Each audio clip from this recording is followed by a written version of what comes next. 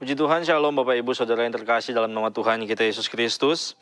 Pagi hari ini sebelum kita memulai segala kegiatan kita mau mendengarkan satu kebenaran firman Tuhan.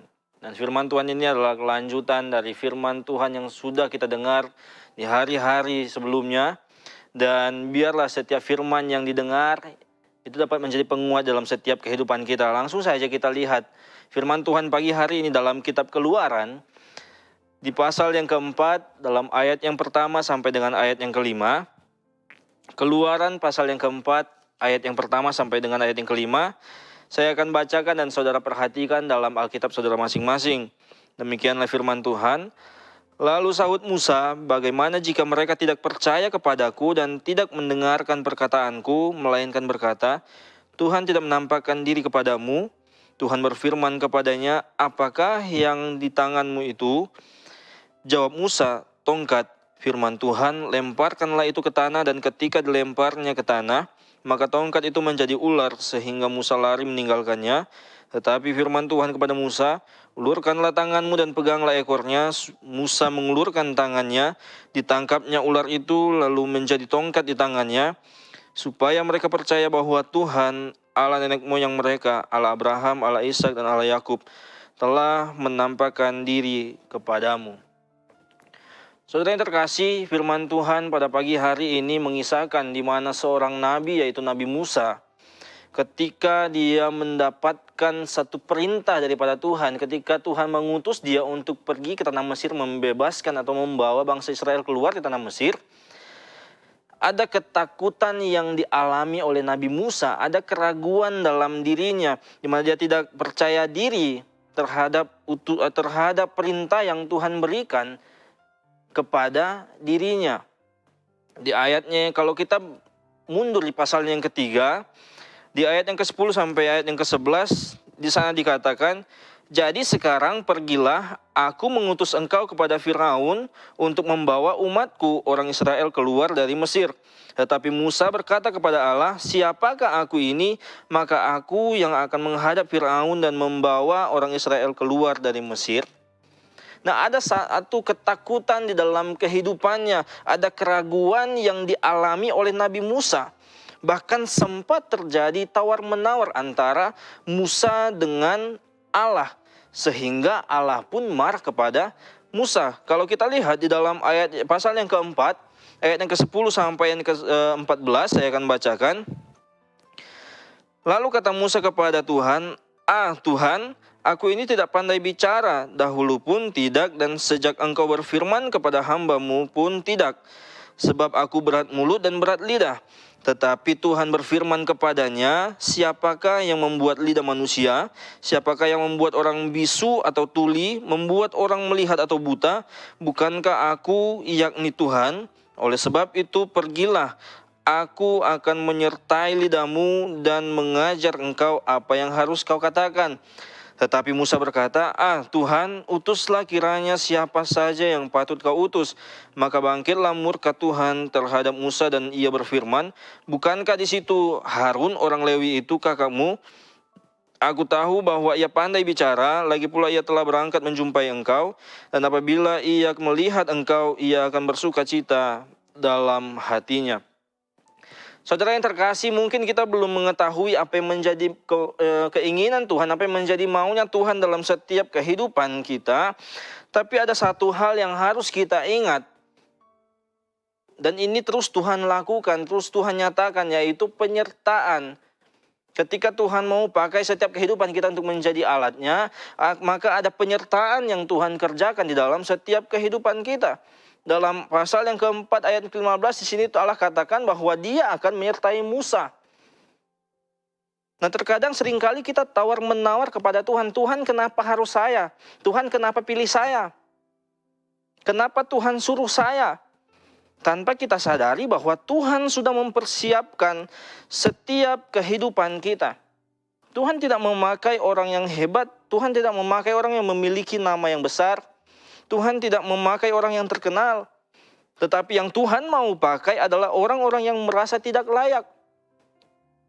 Yang Tuhan mau pakai adalah orang-orang yang merasa tidak mampu. Contohnya seperti apa yang dikatakan oleh Musa kepada Allah. Dan pada pagi hari ini, ada dua hal yang saya mau bagikan kepada setiap kehidupan kita. Dari kisah yang sudah kita baca pada pagi hari ini. Dari kisah seorang Nabi Musa. Yang pertama adalah, Tuhan memanggil orang yang merasa tidak mampu. Nah, saudara yang terkasih, kita tentunya sudah mengetahui bagaimana kisah tentang Nabi Musa. Saat Allah mengutus dia, ada keraguan dalam hidupnya, ada ketakutan yang dia alami. Bahkan dia merasa tidak percaya diri.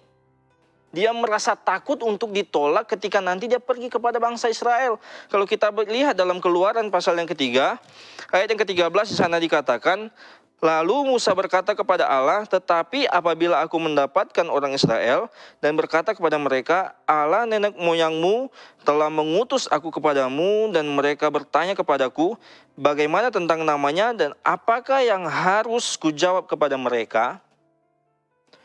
Saudara yang terkasih, kita tidak dapat membatasi ketika Tuhan mau pakai setiap kehidupan kita untuk menjadi alatnya. Bahkan di usia yang masih sangat muda pun, kalau Tuhan mau pakai, maka Tuhan akan perlengkapi setiap kehidupan kita. Dalam kitab Yeremia pasal yang pertama ayat yang ke-6 sampai ayat ke-7, ketika Allah mengutus Yeremia, apa yang Yeremia katakan? Sama halnya dengan Musa. Dia katakan, aku tidak pandai berbicara. Bahkan aku masih sangat muda. Itu dikatakan oleh Nabi Yeremia kepada Allah. Lalu apa yang Allah katakan? Janganlah katakan aku ini masih muda. Tetapi yang Allah mau adalah ketika Allah mengutus, maka ia harus pergi. Dan ketika Allah memberikan perintah, maka ia harus mengerjakan perintah tersebut. Nah, terkadang kita juga merasa demikian. Ada ketakutan, ada keraguan di dalam setiap kehidupan kita. Bisa nggak ya? Bisa nggak ya? Bisa nggak ya?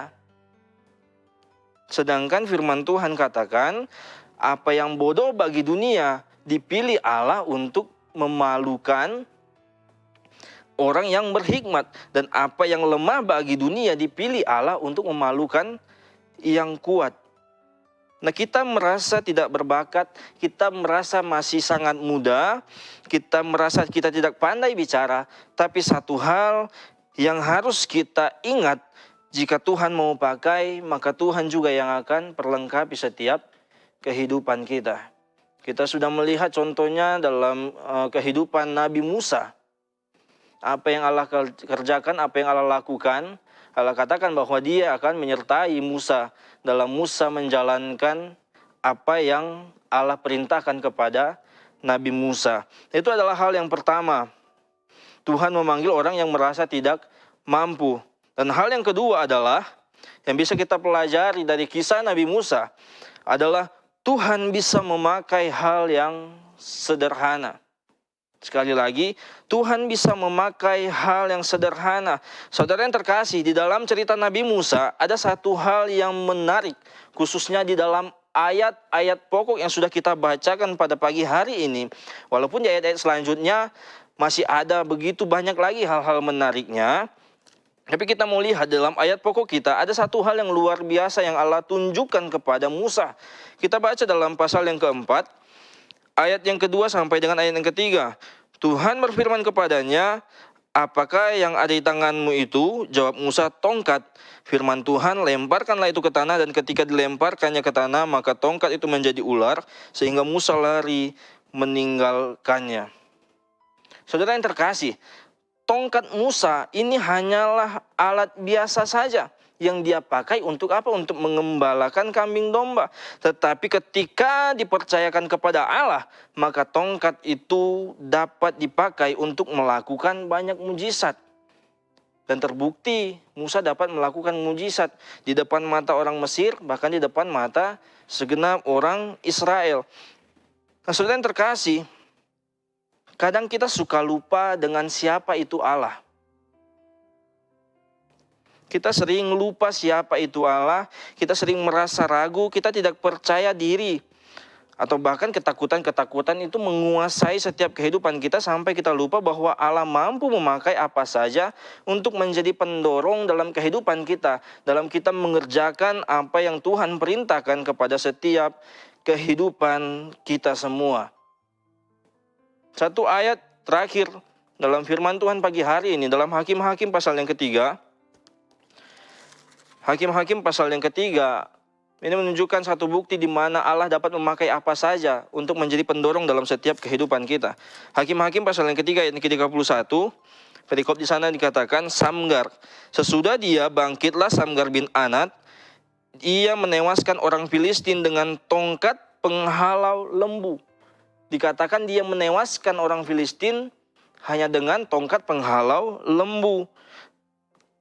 600 orang banyaknya, demikianlah ia menyelamatkan orang Israel.